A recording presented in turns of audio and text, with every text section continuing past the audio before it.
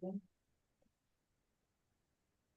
afternoon and welcome to our regular full board meeting for LAVTA. If we can all please stand for the pledge of allegiance.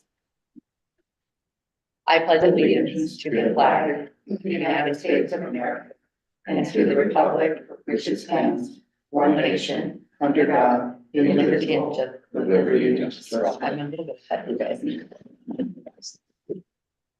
All right, so we will go ahead and we can please take roll.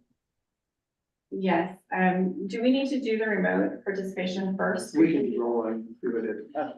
Okay, Vice Chair Branning. Here. Director Brown. Here. Director Howard.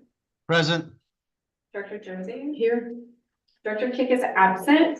Director Testa. Here. And Chair Hernandez. Present. We have a quorum. Okay, so now I will go ahead and Board Secretary, did you receive any notification or request for virtual meeting participation from any members of the board?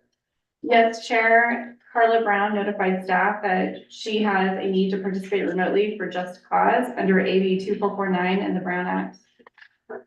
Okay, thank you, Board Secretary Carla Brown. There are a few legal requirements that we need to participate remotely for just cause. We have prepared 3 questions to address the requirements that we ask that you answer. Describe the general circumstances relating to the need to participate remotely. I'm on city business. All right, and then please confirm that you will have an audio and a video throughout the meeting. Yes. And then lastly, please disclose if there are any individuals over the age of 18 present in the room, and if so, the general nature of the relationship with you. There are no one over 18 in the room with me or under 18, except me. Over 18. I hope it's fine. All right, thank you. All right, I think that's all we need. We do. Okay, so we'll have to take a, We don't have to vote. we don't, we do not. It's only when it's an emergency. Okay, so we will go ahead and move on to our item number 3, which is open to the public. Members of the audience may address the board of the directors on any matter within the general subject matter jurisdiction of the LAVTA board of directors. Unless members of the audience submit speaker forms before the start of the meeting requesting to address the board on specific items on the agenda, all comments must be made during the item of the business. Speaker cards are available at the entrance. Do we have any public comment? So we have no attendees in this meeting. I did not receive any public comment. Okay, not seeing any public comment at this time. We'll go ahead and go to item number 4, which is the March Tri-Valley Accessible Advisory Committee minutes. Great, and our chair, Zach Silva, will be joining us to present the minutes. Perfect. Good afternoon, Board of Directors. The TAC had its last meeting on Wednesday, March 6th. At that meeting, we had staff updates on annual dollar ride satisfaction survey, LAVTA's fair transit program plan submission, TAC improvements for terms beginning in fiscal year 25, and then cap on TNC rides updates for Go Tri-Valley. We also had a PAPCO member present about the January 22nd meeting, which included updates on mid-year reports and PAPCO getting ready for grant program and fair transit program plan reviews. And lastly, we had several committee members share similar bus stop issues concerning drop-offs on grass, which goes to the curb, for staff that they look. What was the last one? Just a couple of reports from riders on the committee sharing just different bus, either pulling up where the exit was by grass or distance from the curb. Okay, So staff's looking at just how close they're parking the buses to the curb and pulling. got it. Right. Thank you. Do we have any questions or comments? Thank you. Thank you for your time. Thank you. Appreciate it. Okay. So our item number 5 is our consent agenda. Would any of the board members like to have any questions on any of our consent items? I'll move approval of the consent. I'll second that. All right, we have a motion, a second. Can you please take the roll of the vote? Vice Chair Branning. Aye. Director Brown. Aye. Director Howard. Aye. Director Josie. Aye. Director Kick is absent. Director Testa. Aye. And Chair Hernandez. Aye. Motion passes. And Our next item is number 6, which is the long-range transit plan. Given by Christie. Good afternoon, Chair Hernandez and board members. Nice to see you all. Happy April 1st. I don't have an April Fool's Day trick for you, although I thought maybe that would be funny. If you could pull up the slides, please. Thomas Whitman, who is a principal with Nelson Nygaard, will be joining me today. I will be walking you through the presentation, and Thomas is available to answer any questions. This is an update on your 2023 to 2034 long-range transit plan. For our projects and services committee members, this will be a duplicative presentation since you have received this information the past 2 meetings. So the projects and services committee approved sending this to the board at the March committee. So next slide, please. For today's discussion, I wanted to spend just one slide talking about what is the long-range plan, what is it intended to do, and then really get into the guts of the document, including what data points did we analyze and pull from to come up with our demographic analysis, what planning documents did we review, how did we incorporate the Wheels in Motion network changes that just went into effect a week and a half ago? And then the exciting part is to talk to you about what our network could look like in 2034, really to respond to the changing travel patterns, the growth that's occurring in the Tri-Valley, and to better position us for Valley Link. And then this is a 10-year plan, but this is something we will iterate on and implement when opportunities present themselves. So there are some near-term opportunities I wanted to brief you on. So our next slide, please. So many a moon ago, almost 5 years ago, LAVTA awarded a multi-scope planning contract to develop our short and long range transit plan. This was partially funded by an Alameda CTC grant to follow up on our 2016 comprehensive operational analysis, which was the Wheels Forward plan that really modified our network in 2016. So the SRTP is a regularly required planning document. We are required to submit this every 3 years to MTC. And when COVID hit, things got delayed, and that was completely understandable. So the original SRTP timeline was a bit delayed. However, we completed that shortly before I started here. So in fall 2022, the board adopted the SRTP, and the SRTP was largely cost constrained. It wasn't a visionary document. There were budget numbers that we needed to align our service levels with. After the board adopted the short range transit plan, we launched the long range plan, which started with a board workshop in October of 22. And then since then, the consultant team and staff have been working on gathering stakeholder feedback in the spring and summer. And then we learned about the BART schedule change, the Wheels in Motion. So that's just some context as to how we got here. Next slide, please.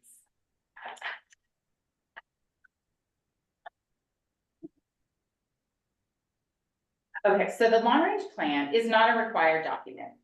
It is a best practice, but it is not statutorily required. MTC does not require us to do this plan, but it is a best practice.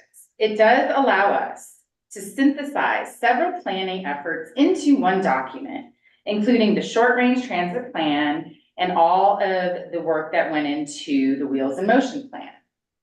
The LRTP is also instrumental in our ability to be competitive for grants because it does have a growth scenario where we show what is our blue sky vision? What could we do if money was no option? What would the lines on the map look like? Again, it is cost unconstrained. It gets refined as time goes on.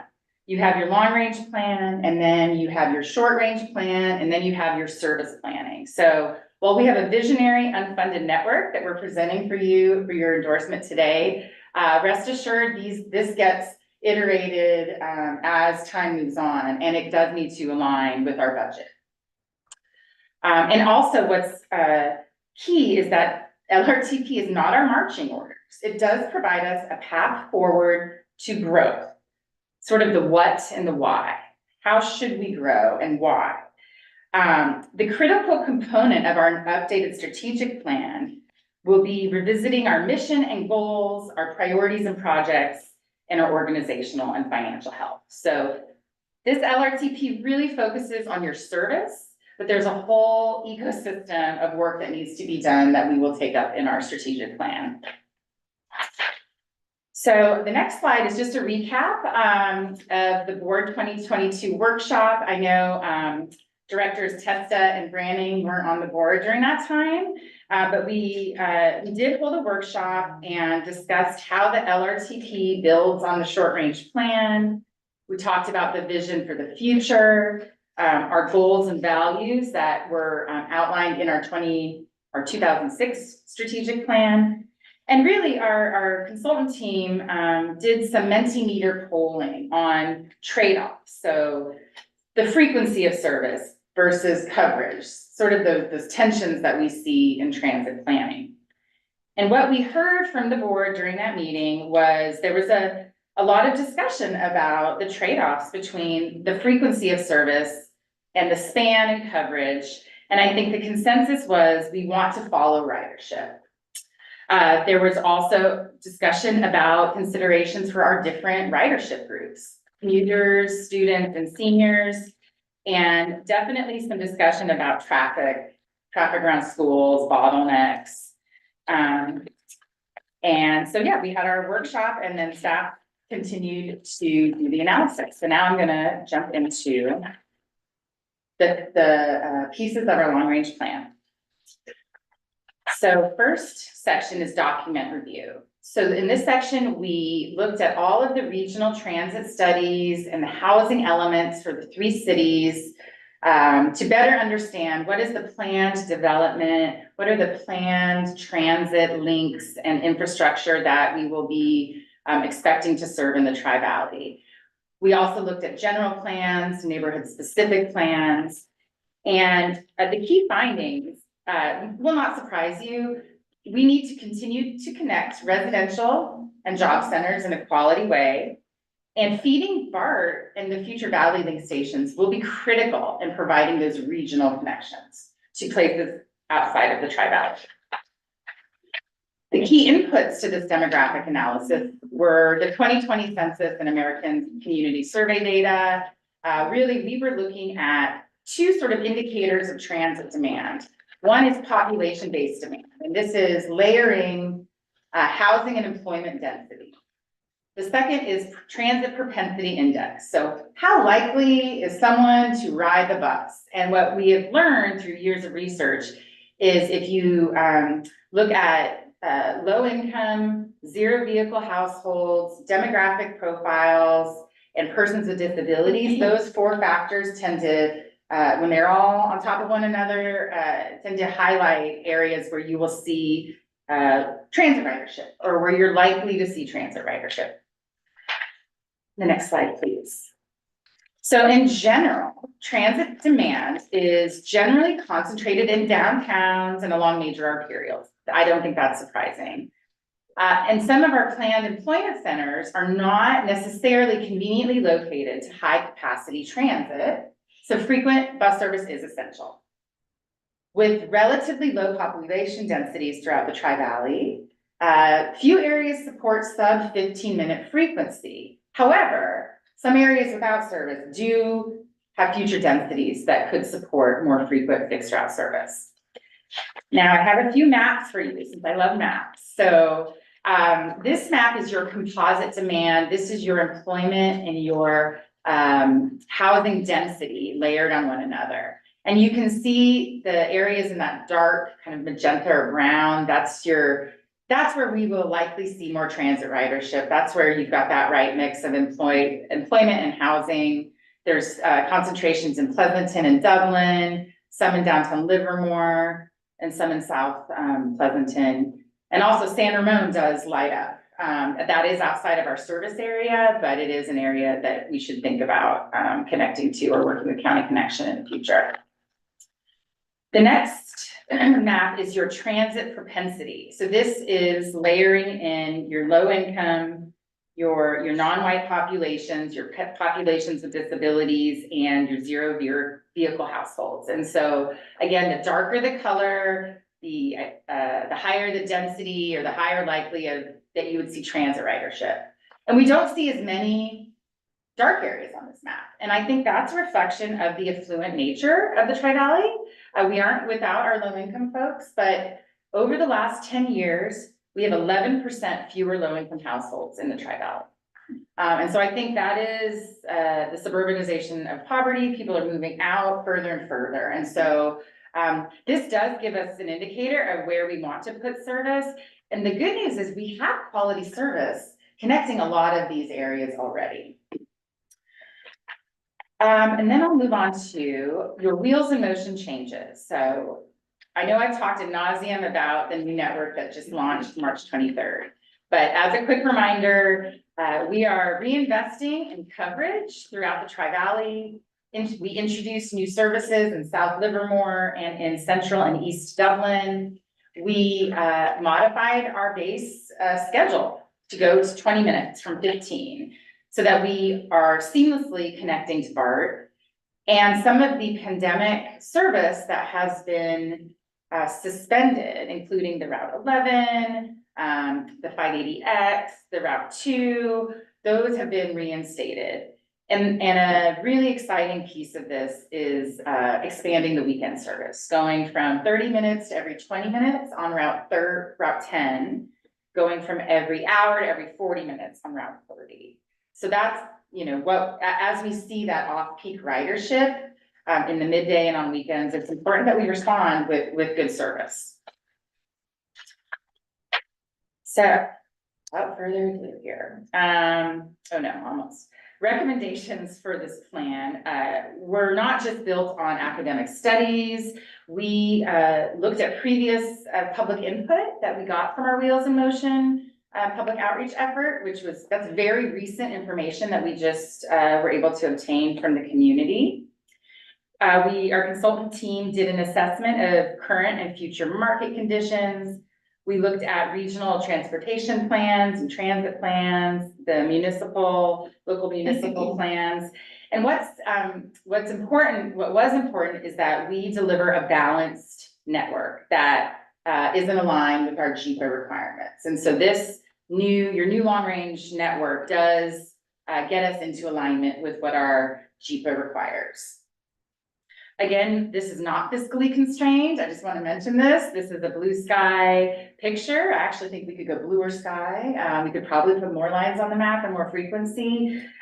So we will need to, continue to look as we get resources and look for funding opportunities, because we will need additional funding to support future service levels.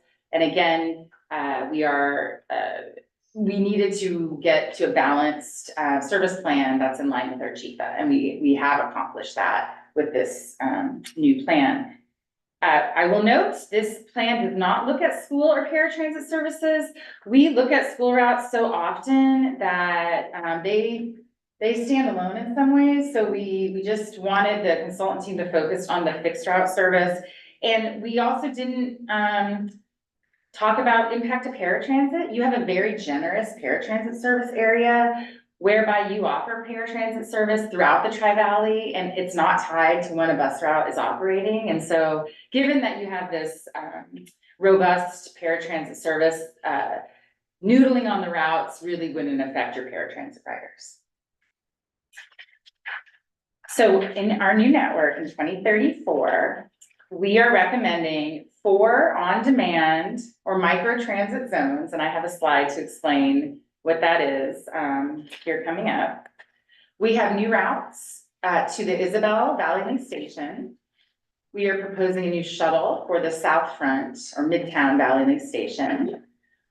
We are assuming that some of 580 Express service would be replaced by Valley Link. We don't want to compete with our sister transit agencies for riders, and so it is likely that your 580X and your 20X would be rolled into other services once Valley Link starts to operate.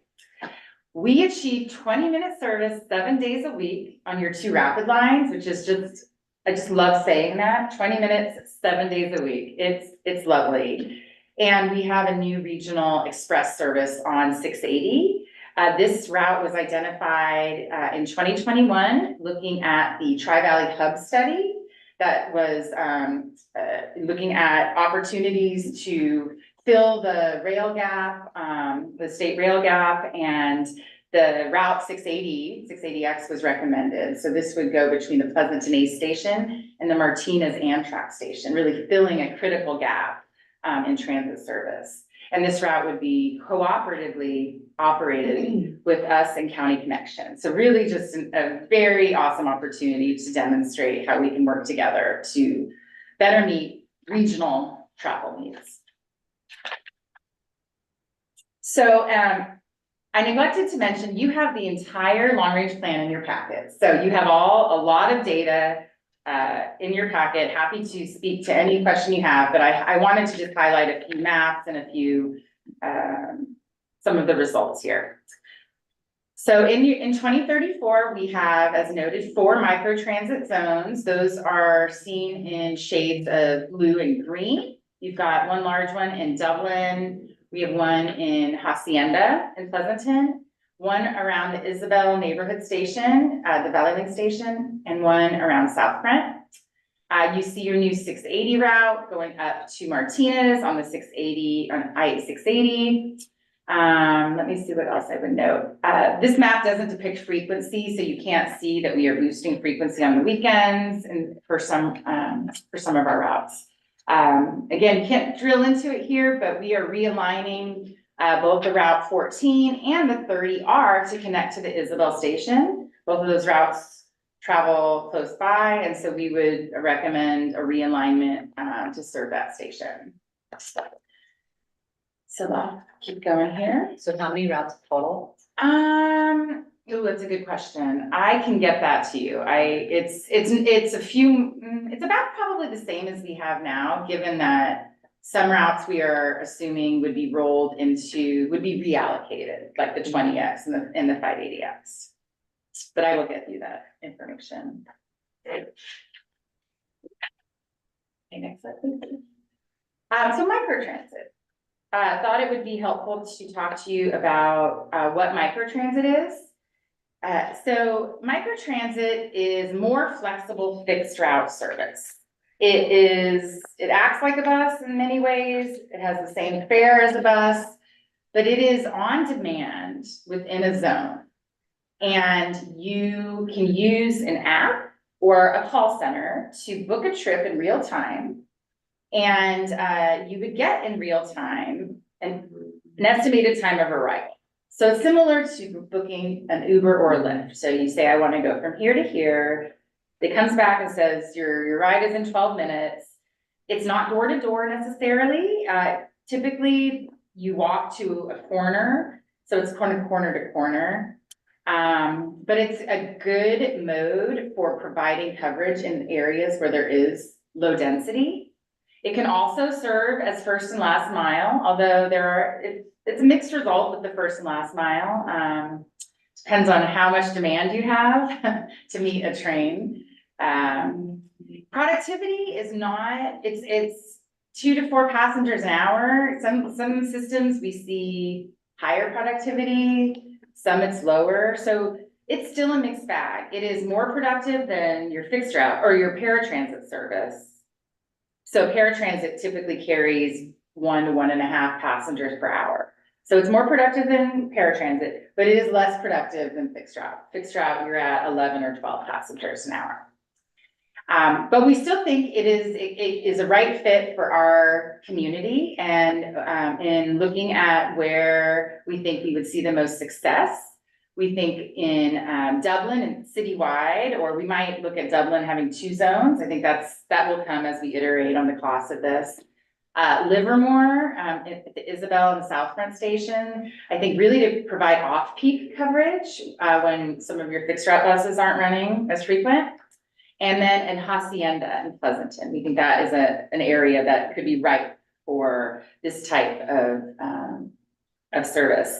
The last thing I'll say before we go, Go Tri-Valley, which is your Uber and Lyft discount program, that is a form of microtransit, if we will. It's a geofence service. You have to take your trips within that.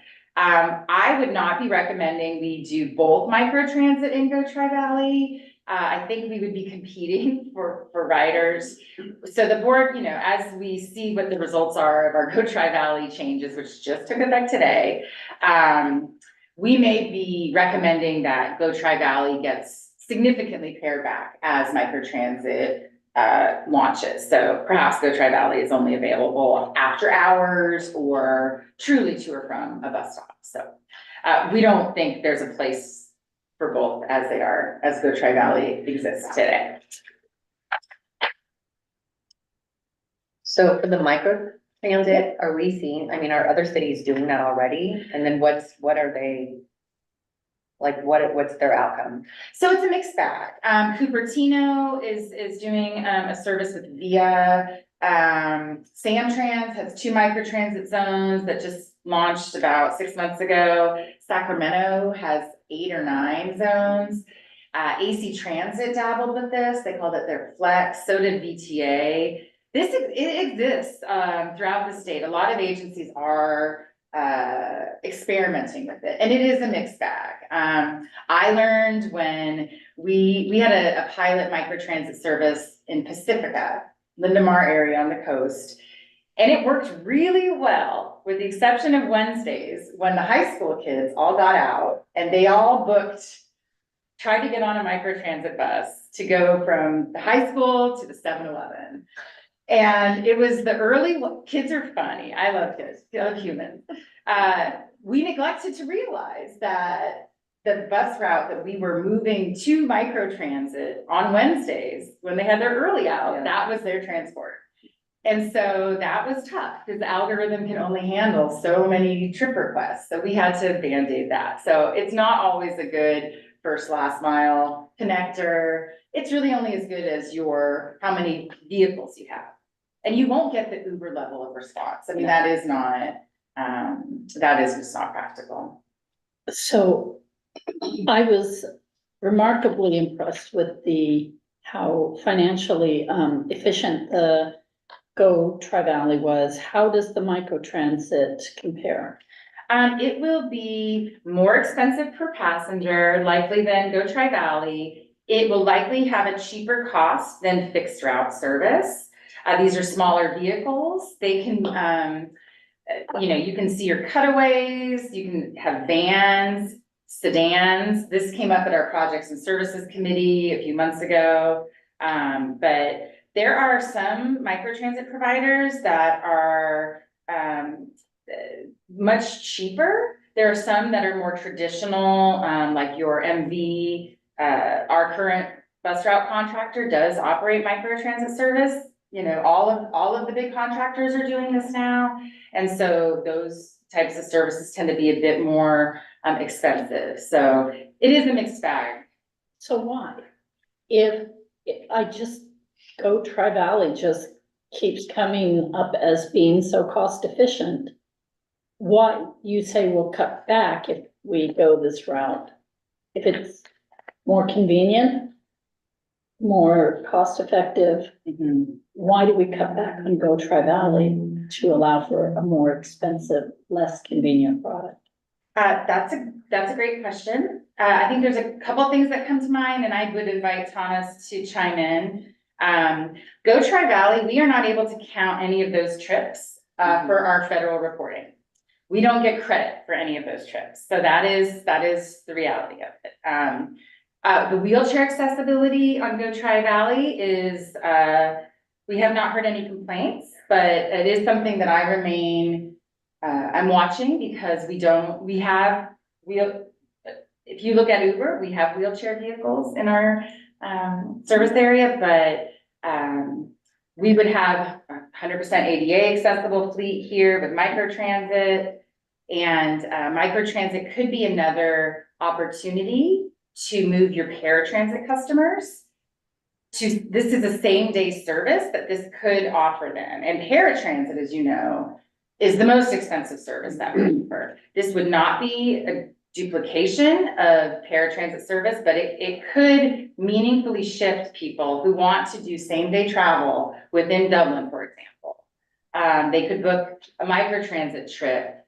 It would be cheaper for them, and it would be likely cheaper for LAVTA compared to a paratransit trip. Okay. And Thomas, do you have any other insights Yeah. as to why transit?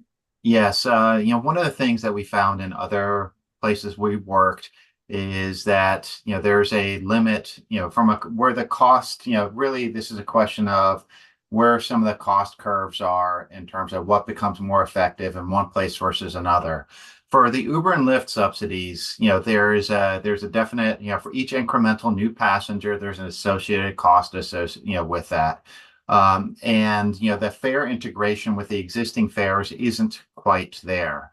If we wanted to make sure that we positioned ValleyLink in particular, and the 3 new on-demand zones are all associated with ValleyLink stations, we want to make sure that it has an integrated fare. It has the capacity when a train comes in to take care of 4, 5, 6, 7, 10, however many passengers it might be, to distribute from Mountain House, for instance, to some of the jobs in Livermore or in Pleasanton, and vice versa, to get folks coming from the rest of the Bay Area to those areas as well. So we wanted to make sure that there was the capacity to have that, and the understanding that this is through the transit agency. So the standard fare applies, standard rules apply, standard accessibility applies. And so, that's why we looked at going beyond the partnership with Uber and Lyft, specifically with the tie-ins to the new ValleyLink, to ensure that potential customers and expected customers would have the right type of service that they could understand that their trip planning software would let them know is there. I don't know if that answered your question or not, but that was the thought process behind it. Can I ask a follow-up question on that? There is a cost difference, but as we get more passengers on microtransit, that there comes a point where they cross, correct? Yes, yeah. And some of our speculation on the Uber and Lyft is that these are customers that we're never gonna be transit customers. We are subsidizing trips that they were gonna take anyway, we're competing with ourselves. We're basically giving money to customers that were never gonna be transit customers. And that's not necessarily in the best interest of the agency, whereas the microtransit customers would be more likely to be transit customers if we were able to get fixed route service to them on the regular. And so this is a way to make that balance. And if we're meeting the BART trains, if we're meeting the ValleyLink trains, and if there's a way that we can have, I would love to be able to see those microtransits be in when nobody's calling, they're in a hop on, hop off circulator route that then they can deviate from within those zones.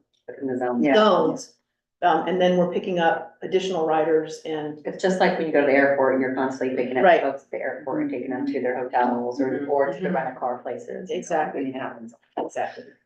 So, Okay, are so- you done with your, No, go ahead. okay, she has a few more slides. I just wanted to get through their presentation. So first of all, competing with ourselves, we're serving the public. So the next is, if, no, I'll save that for later. That's okay. Okay, a few more slides, I'm sorry, I'll speak faster. Just highlighting the new routes, I've already mentioned them to you. Your 680X would run between Pleasanton Ace, BART Station, stop at the San Ramon, Park and Ride, Walnut Creek BART, and the Martinez Amtrak. This is envisioned to be a cooperative operation with County Connection. We've also received TIRSIP Cycle 5 funding for infrastructure to support this service to be operated with hydrogen buses. So this is a hugely important service, and we're very thankful to the state for the TIRSIP funding. We have a Lab ValleyLink connector, so looking at a direct connection between the Lab and the South Front ValleyLink station. Looking at a Springtown ValleyLink connector, so again, connecting the residents of Springtown with the South Front ValleyLink station. Route 4 in Dublin, which just launched 10 days ago or so, we would look at improving that to 20-minute peak service and running 7 days a week. We're already getting comments for running that route on Sundays, so yay there, that's great. And again, the 10R would run Sundays every 20 minutes, which would make the 10R 20 minutes, 7 days a week, which is great. Your 14 would deviate to the Isabel station and improve service. Your 14 that's a route that is it carries a lot of people. And so we definitely want to give that route enough frequency. And then your 30R would deviate to the Isabel Valley Link station from the north side, connecting through the Isabel plan development. And we would be improving service to every 20 minutes, 7 days a week on your 30. So your 2034 network is fully integrated with the regional rail line, Spark, Valley Link, and also ACE. I'll mention ACE. It plans for additional service in high growth areas, better regional connections, enhanced coverage. There are some data points in the long range plan about how many more jobs would be within a quarter mile of a frequent bus line, and improved weekend service and weekday service, really with our goal of 20-minute, 7-day week wrap service. Near-term opportunities. So this is also an idea. As we see how the fixed route services in Dublin, particularly the 4 and the 2, perform, because they were lower performing 8 years ago. And so if we see that ridership is just not solidifying, we could recommend a microtransit zone as a near-term solution to replace one of the unproductive fixed routes. So I just think that is on our mind. So that's something we're going to watch closely. We would look to implement your pilot 680 service as funding is identified, but I think we would be excited to start that in the next few years. When Emerald High School is fully at capacity, that will give us some more vehicles. So we expect to have a few more buses. We can address crowded school routes. We can address areas where we see we need more frequency. We have so much going on regionally that is mapping and wayfinding, fare integration, a regional transit network manager. So that's my job, to navigate all of that work coming out of MTC. Launching our new strategic plan update this summer, and that really will be a wonderful opportunity to weigh in on all of the goals and priorities for LAVTA, including how important is ridership, how important is being cost effective. And I think that's a conversation that's long overdue, and that's a conversation that has changed since the pandemic, in my opinion. And last but not least, we just learned we'll have a new short range transit plan that will be due next summer, which is exciting. Also, it means we have another opportunity to better refine some of these recommendations in the near term. The short range plan will be cost constrained, again, giving you a more refined 3 to 5 year picture. And that concludes my presentation. I am happy to take questions.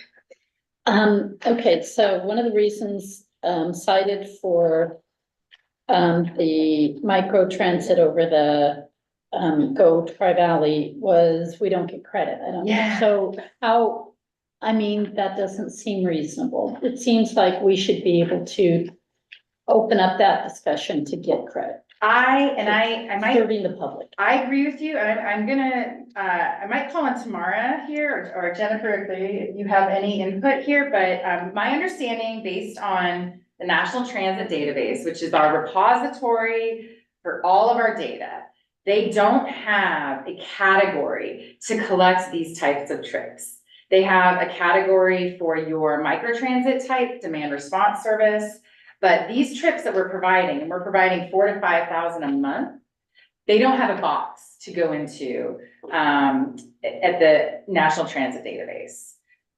That is my understanding. Tamara, do you know anything more or less than? That's part of it, because some agencies have tried doing this. The biggest issue is not being able to get the necessary information from Uber and Lyft to do those reports. So we don't get credit for the miles, and by not getting credit for the miles, we don't receive that back in federal funding. Yeah, Is it because it's a for-profit agency? they have been inconsistent with the data that they share, so it And has they probably don't want to because it's more, Yeah, they don't, it's more of a kind of like, what are they getting out of it? right. Okay, so that's so outdated. And what you were talking about having, it was in my head just a second ago, lobbyist. Yes. This is our first, chore for our lobbyist because this needs to change. And I have a meeting scheduled with the I FTA. think that's the second one. This would be March second, 10:31. 10:31. Yes. I'll concede that. Thank you for this comment. We have a meeting, so I'm going to be going to DC on Sunday for the LAVTA Legislative Conference. We have a meeting with the FTA and the NTD to talk about our 1C ride paratransit program, because we also don't have a box for that. So, anywho, I will see how I can, have an offline conversation with the NTD and FTA reps. And yes, we will speak with our lobbyists about it. Okay, thank you. The other, thing that, coming across when you were talking, demographic and, what was it, propensity index, no mention of senior ridership. And again, paratransit is the general, but not exclusively, so. No, that's a good point. Thomas, can you speak to incorporating seniors in transit propensity? Yes, absolutely. The transit propensity map is primarily designed for fixed route transit propensity. And for fixed route transit, if you look at the overall amount of ridership that's currently on your service right now, it's around 10%. I mean, it's not, seniors are not the primary market for your fixed route services. They are a market, but they're not the primary market, and they're not the growth market. It's paratransit, looking at paratransit is where seniors become much, much more important, and they comprise a much larger percentage of the overall users. And, that's when we look at where's the demand. If we look at where's paratransit demand going to be, we're going to include seniors as a part of our analysis. If we look at, what's fixed route transit, demand going to be, we typically exclude transit out of there. We exclude seniors out of there because seniors do not comprise a large user group for fixed route transit. Right, okay. All right, thank you. Thank you. Do we have any questions from our Zoom folks? Not seeing any. Oh, go ahead. Mayor Brown. A couple of questions. Thank you. I was going to get Supervisor a chance to go first. Chris, a couple first clarifying questions. You stated there's 11% fewer low-income residents. What was that a window of time? Was that a 10 years? All the 10-year census, that is included in I'll find the page number, but it was. You don't need to, you don't need to. I'm surprised that the number has dropped 11% over the census. So just a clarifying question. And then when we look at the dots on the map, you like maps, so you're looking at heat maps. Are those pickups or drop-offs? So when we see the density, is that pickup or drop-off? Because if we are seeing ridership, let's say it should be going to BART, that would be a drop-off, not a pickup. These are not ridership maps, Director Brown. This is just where housing is and where the jobs are. So we could do a pickup map or a transit boardings and alightings map, and I can bring that back to projects and services if you're curious. But yeah, this is just where the jobs and housing are located. It'd be very interesting to overlay them to see if we really are reaching the goals that we want. And not that I'm trying to create more work, but are we achieving the goals we want? And are these riders maybe going to the grocery store, not to work? It helps to target your marketing so we get more riders. Next question. I know this is not school students, so we'll just leave Sunol off, but it's wonderful that we focus on 680 North. But as a person who commuted south for years, there is no train, the ACE train, but it goes to Santa Clara. in terms of going to Milpitas and Fremont, has it been considered, because we're looking at a 10-year range, to have a bus that would go south? We're looking at adding an express lane south for one direction. But to be able to, my question, I guess, is, has it ever been studied? Because I see a freeway filled daily with people going south to work. And there are no BART, there's no train other than ACE that goes that route. Thank you so much for that comment. You are absolutely correct. It is something we mention in the long range plan that should be further explored. I think we do have an opportunity to connect 680 South once the express lanes are constructed. We don't have a route that's recommended because we haven't done that study and analysis yet, but it is something I would recommend we do in the near future. The question that there's even more demand going south than going north. But I realize we have a history with our route going north, it's attached to the BART train and so forth in the north. But it seems that everybody in transit sort of ignores it for multi-ridership or multimodal. And so you just end up with individual vehicles in their cars. Okay. Those are my questions. Thank you very much. Supervisor Halbert?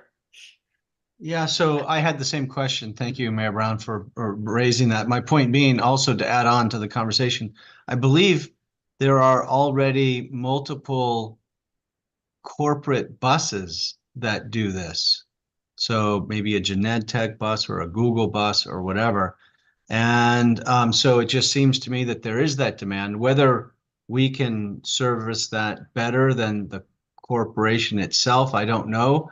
I don't know if they're running full buses or whatnot. And I don't, anyway, it's just something to think about, because there is I don't even know, but it'd be good to find out how many people do that.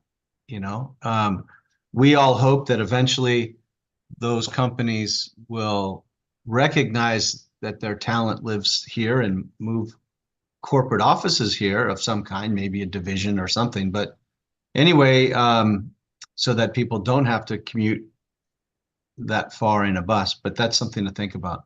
That was my only question. I do think it's going to be very innovative to be thinking about the on-demand service in the 4 areas. I like that. Be interested to find out whenever we do things like that. You know, best in class practice, what other agencies have done. Find an example where they've done that and copy it if possible. See if we are in the same, you know, general parameters as what others have done. But I think, as we all know, I'm willing to test and pilot things, and so let's do it. Thank you. I had something just to add to what the supervisor said. Okay. Yeah, the easy part about Google buses, Genentech buses, all those kinds of things is they have a natural drop-off point. They're going to their corporate headquarters, they're going to their Google office. I would love to see us study and who we can partner with going down 680, but going down 680, the getting on here in the Tri-Valley is easy, right?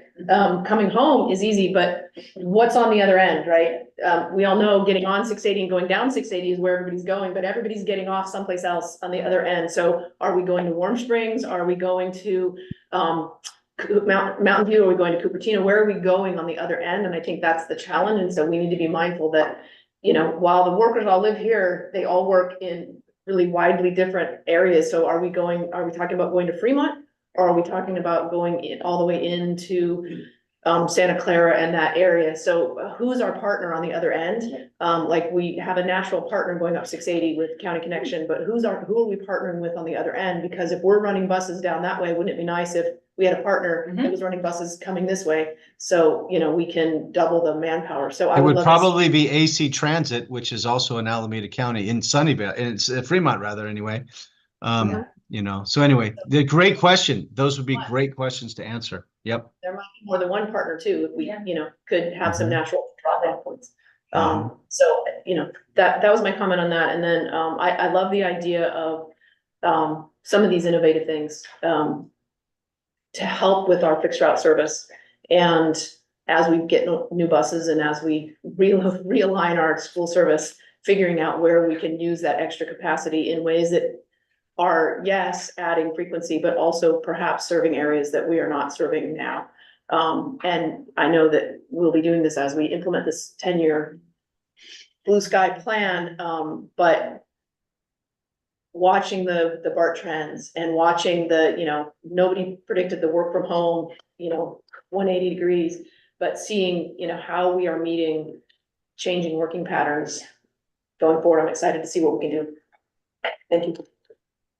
I just had an interesting factoid to answer. I think a question I heard, and that is, I remember a not too long ago presentation by our traffic engineer regarding the buses that pick up workers at the fairgrounds and take them to the Silicon Valley. Our traffic engineer estimated that it was more than 600 riders, because based on the cars that were parked. Ah, yeah, right. They pick up right down here. We have a double decker. So 600 from the fairgrounds alone on top of Yeah, other yeah. locations. I mean, that's huge. It is huge. And just add historically, we used to run a service down 680 along, like 15 years I ago. remember. I don't know what the result was, but. Yeah. Maybe I'm looking where that. Yeah. went. Be back into the next 80. There's a small things, on the micro transit. Personally, my opinion is that our main goal is to, or not our main goal, but one of our main goals is to take cars off the road, not to subsidize private vehicles. So micro transit, if it is more efficient, in removing vehicles on the road, I think that is a valued goal as part of the project. And then I've looked at this map a dozen times. It's very small though. And I think. Not by design, I'm sorry. I think I just noticed looking at it this time, I believe it misses downtown Livermore, which would be a major, it hits the north end. I'm not positive because the map is so small, but I think it hits the north end. Doesn't actually hit downtown. What route? The micro transit, the west micro transit. Okay, we can, So just extending it 2 blocks further south, I think would be. all of this will get better defined with all the, Yeah. they will tell us. I figure it's coming back with something. Absolutely, 100. So I have another question based on Director Branning's comments. Is, perhaps I've missed the mission statement. I think I asked not too long ago. Because is it to take vehicles off the road? And by the way, when you have a big bus that's only got 2 people in it, you know, that is not a beneficial, environmentally beneficial alternative anyway. But is that the mission or the goal, is to take vehicles off the road? I don't have our mission in front of me. It is a long-winded mission. It is to provide equitable access throughout the Tri-Valley community. There you go, access. It's access, Is, so, my understanding, serving the public and access. yeah, and an equitable and environmentally friendly. I can come back with that. I just don't have it up top of mind. I just know it was long. Okay, thanks. Yeah, I think when we look at our mission statement, it's more also of the fact is being able to help people get off the road that maybe have no other means though too, or do have means. And so I think when we look at the Tri-Valley, the Go Tri-Valley, that it's costing us more money to do that versus potentially doing the microtransit. And I think the more the microtransit becomes a little bit more popular and you're advertising it more, that you will finally hit the point where it's more beneficial than it is costing you more money. Because we've always, ever since I've been on LAVTA, which has been years, we've always tried to say, what's the last mile? And this is something picking up the last mile, even though we did have our SAV that Contra Costa just got an award for, even though we had ours first, at the EDA. I mean, that was something that obviously it was great to start it, but then eventually it wasn't feasible because it has to go over a certain amount of miles per hour. on the road. And so, do we keep looking for something? Is it the micro transit that ends up being more efficient? I'm not sure. I think within time, we'll be able to tell a lot better, but we're also still, as much as all the transit agencies are still trying to recover, we're trying to recover up to pre-COVID. Oh, yeah. The only ones I think that right now are doing really well is like AC Transit, Hey, right? they're still below, the best one is Smart and Marin Transit up in the North Bay. They are at, I think, 98% of pre-COVID. I don't know how we compare to AC. BART's at, 40 and. But when you're in We're Oklahoma, strong. I mean, Supervisor and I were just in Oklahoma last Thursday and we're like AC Transit and their buses, they're not completely full. Yeah. But there's just a lot more people that utilize them. Yeah, for sure. So I think it's all within time.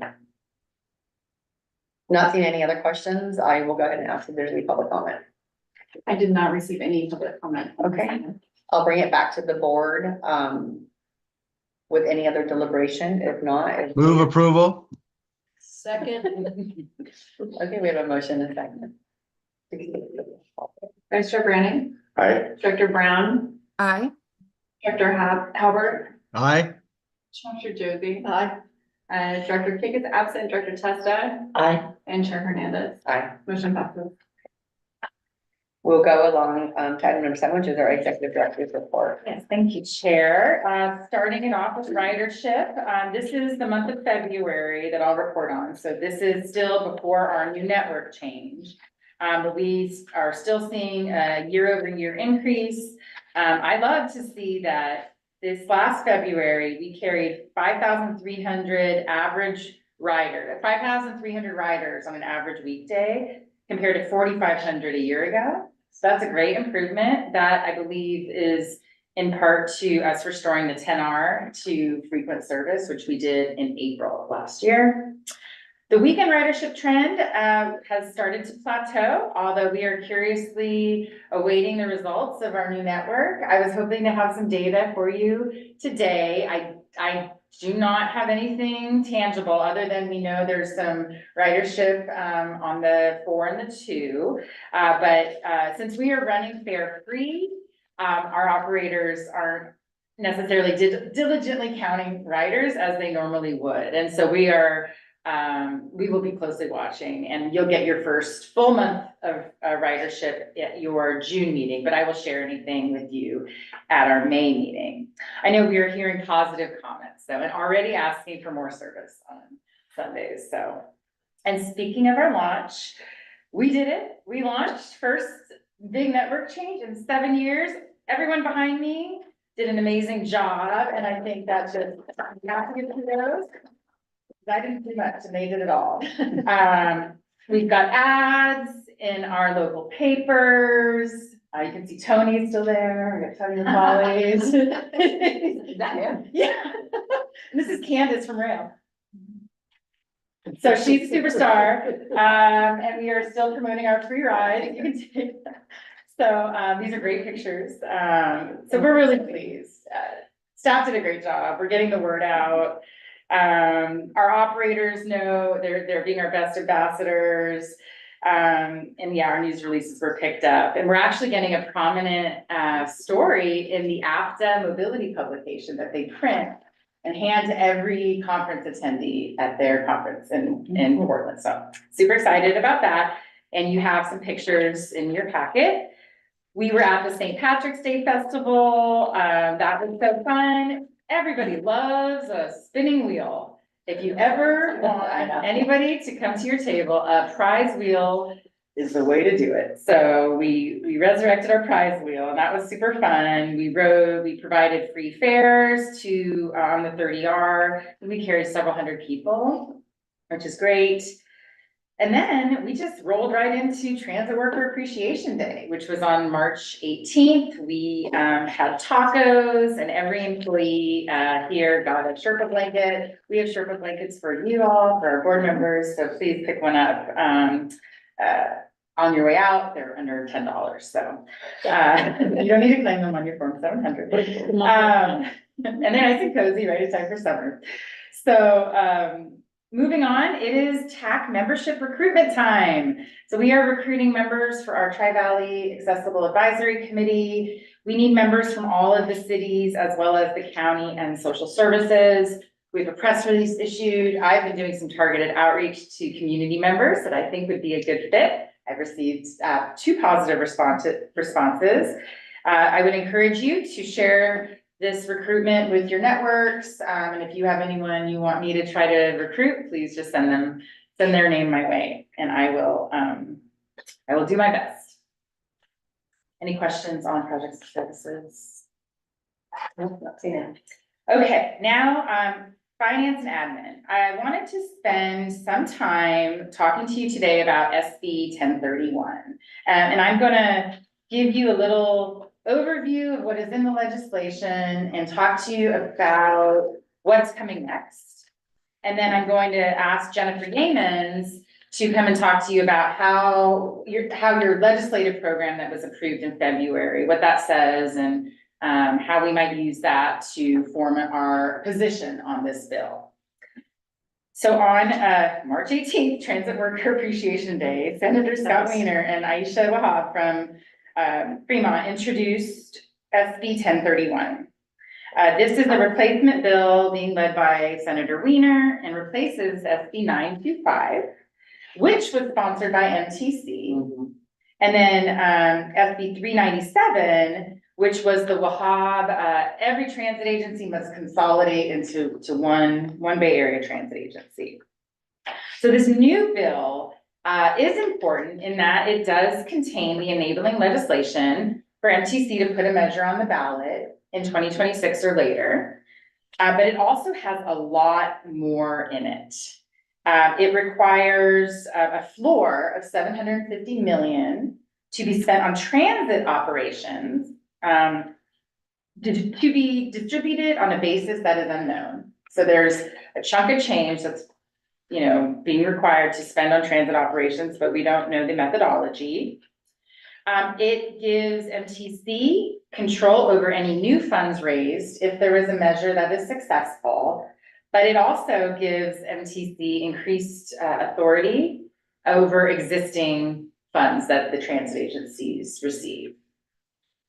It requires a study, so this is the consolidation component. It requires a study of the Bay Area transit operators to be completed by 2026. So a study to look at the benefits of consolidating the Bay Area transit operators. And then it requires CalSTA, the state, to develop a plan to implement these study recommendations by January 2027. And there is no funding source identified for this study. So the MTC commissioners received a presentation or an informational update at their meeting last week, and they had some comments. The next big step for this bill is to go before the joint MTC ABAG legislation committee, which is April 12th. And at that meeting, they will consider staff's recommendations for a position on the bill, as well as any amendments. So what we're waiting on is the amendments for this bill. This bill is scheduled to be heard at the Senate Transportation Committee, April 23rd, and the Senate Revenue and Taxation Committee on April 24th. We are working very closely with our East Bay Transit Coalition lobbyists, as well as our coalition partners to track this legislation and to really coalesce comments. We do think a position will be important to take. And given that things are moving quickly, and we won't have a board meeting in between now and the time that this goes to the first round of committees, I will confer with the chair on our position once we see the amendments and we can digest them. So Mrs. Yeamans, do you mind joining me and sharing a bit about our Ledge program? Sure. So there's a lot going on here, and it is the word many people use to describe what's going on is dynamic. So keep that in mind, because what we're talking about today is not what we're going to be talking about a month from now. So it's kind of big picture. Let's just focus on what's in front of us. I want to just let you know as a body, because there's likely, maybe next month, we would have a position for the board to, or other language in consultation with the coalition lobbyists or other, partners. In the meantime, I think this agency and this board foresaw a lot of these issues in February when you adopted the legislative program. So the three things I just want you to keep in mind are, one, on the consolidation matter, which was not contemplated as a single bill then. Your ledge program is that LAVTA should oppose efforts to mandate consolidation of either east-based mall operators or LAVTA and any other. So that's an oppose that's already in our program. Another piece in terms of the revenue measure, the ledge program currently has LAVTA, that LAVTA should monitor, support, oppose, or seek amendments as may be necessary and desirable in the development of authorizing legislation, because all that matters is the details, right? All that matters is the details. There are some programs that we would support, and there are some programs that we would oppose. So that's the full, the full portal of options is open on the authorizing legislation for the revenue measure. And then finally on the, however you want to call it, the transformation task force, the blue ribbon, the network manager, but all of the sort of technical stuff that MTC might take more management of. LAVTA's current position is that we should monitor and engage with MTC and other transit operators on this, including basically using our operating funding to manage our system, right? And there would be presumably some takedown at a high level that's taking money away from our ability to operate service, just to add an extra layer of management. And so there's kind of another bill that's currently that's originated in the assembly that has kind of got an alternative view of this, but that would mandate that the state, where any mandated local program is contemplated for any of this, that the state has to identify funding at a state level to do it, as opposed to coming from our local resources. So I just wanted to share with you those items from our existing legislative program, because we did come to consensus on that already. And we just don't know in what form kind of those three big items are going to take. The bill as it's currently written includes a consolidation piece that it seems impossible LAVTA can support as it is. So we will watch carefully what happens in those policy committees. It is my understanding that the bill will certainly be amended substantially before it goes to the Senate Appropriations Committee in mid-May. So again, I think there's going to be an opportunity for daylighting in early May on some probably substantially updated language. We just don't yet know what. In the meantime, it is suggested that when possible, elected officials from transit agency boards be ready to meet with our state legislators, especially where you have relationships that can be helpful to this process. And so please speak to Christy and me about that. We certainly have some plans underway in that department, and would love to include you if you feel you have relationships that would benefit LAVTA's current needs and strategies. So I'll just stop there. Like I said, there's a lot going on and everybody's got a different perspective, but I just wanted to share kind of what's in our current board policy on this.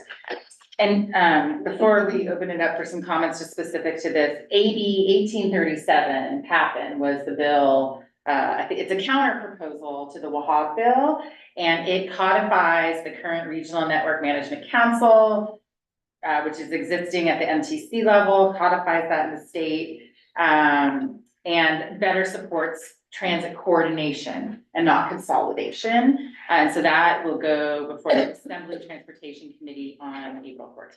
So we are watching all of these. And I'm happy to take any comments. There's usually a special interest group behind bills like this. Where is this coming from? All of a sudden, or is it all of a sudden that there are so many, and we know our legislators don't write their bills.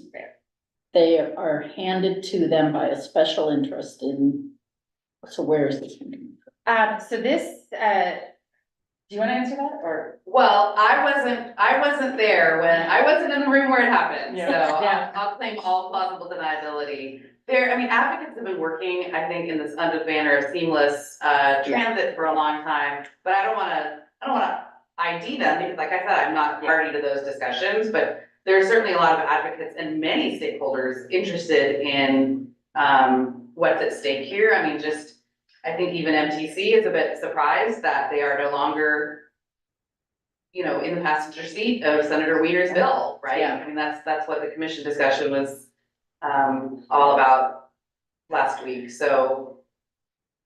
And there All has we can been do a is speak study, to our own legislators, I'm sorry. there has been a study done already. Yeah. Many years ago, and it's probably, we don't know what happened.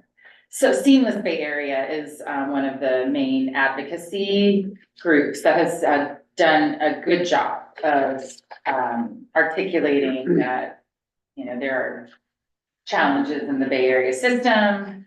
And this is not the first bill. I believe there was a bill last year. And yes, to Chair Hernandez's point, there was a consolidation study done in 2007. There may have been one done in 1987. And I think the big barrier with implementing is labor. You have different labor contracts, you have different, costs, and so yeah. Labor is usually behind most bills, yeah, okay. Well, I don't know, Labor's not behind this bill. Yeah. That was the reason it couldn't, there was some consolidation, I think, of ferry operators, this is 30 years ago, but no, the labor's not behind SB 1031, absolutely not.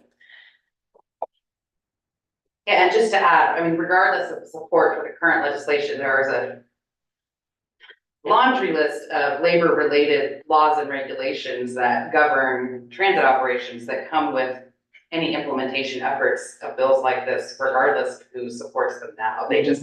They're automatic, they're in existing legislation rules. Yeah. Okay, thank you. Okay, so it's exciting. Any other comments on 1031? Any from? So moving on to grant season. So, it's grant season, and I'm so pleased that last week Alameda CTC's PAPCO recommended the approval of our $600,000 application. So I want to thank in advance our commissioners on ACTC for your support of that grant allocation. This will help us to develop our new Wheels Access program. So we are looking at branding sort of all of our services for seniors and persons with disabilities into an umbrella Wheels Access program. That's our Director of Operations, Mike Tobin's idea. So I want to give him kudos for that. And the funding also covers mobility management and travel training, and extends and expands our popular parataxi program. So this is the taxi subsidy that paratransit customers receive. So if they want to book a same-day ride, they can call up an approved taxi company or use Uber and Lyft, and they can get 85%. They can get reimbursed for 85% of the fare, up to $20. And this grant actually increases that to $30. So that was well received by our TAC, and that's a popular program. And we are now getting ready to submit our no emissions grant. So the notice of funding opportunity was released, and there's up to $1.5 billion in discretionary funding. So we are working with an experienced grant writing team, CTE, which is the Center for Transportation and the Environment, on this year's application to accelerate our deployment of zero emissions fleet and include our facility needs. So we are reading the tea leaves, if you will, with the notice of funding availability. And given that the FTA has indicated it will prioritize projects that advance the Biden administration's workforce development priorities, we are exploring all options. With locally based partnerships, the California Transit Training Consortium. I have a meeting with Las Casitas College. So we are really excited about putting forth a very robust grant ask that would come with a significant chunk of change for workforce development. And we think that that could be key in our successful application. So very excited about that.